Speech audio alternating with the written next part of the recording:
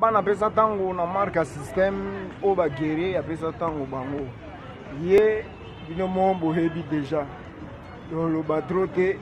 c'est un polyvalent abetaka nyonso asalaka nyonso na musique na théâtre na nini donc artiste complet nga moko pe artiste complet naza donc na marque système tozali tobi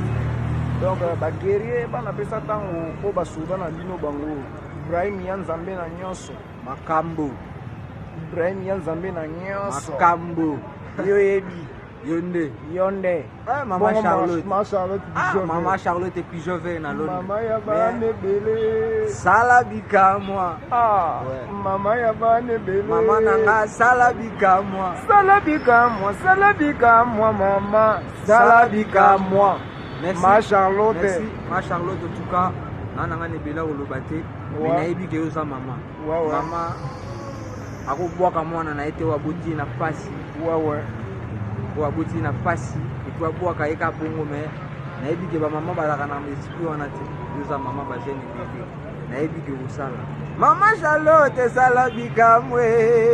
salabika moi mais nayebi ke ve déjà a opération briefing déjà tina yo de ba salam na déjà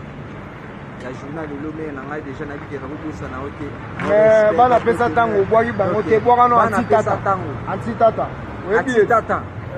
Jaurès Tchombe Jaurès Tchombe boza bato boza déjà ba elwana Bon Claude Mignon Bilele bosa n'était fait poto Mignon Bilele bonne na ngai mais oyebi ke biso pe boza poto Kati loa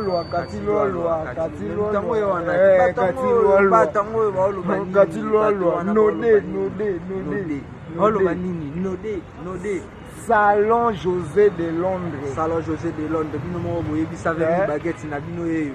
Salon José de Londres savait mi baguette yeyo les grands solistes les grands gourmets polyvalents donc pas que ça bien yango te dit toujours ça la bikamo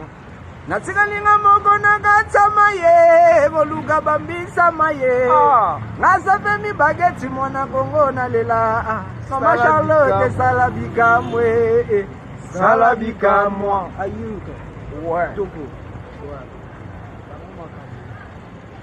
Otala ninga telemi keche zongenga do bana pesa tango Ibrahim Elide balobi batika le dali bango biso toke liboso c'est quoi ça bon bana pesa tango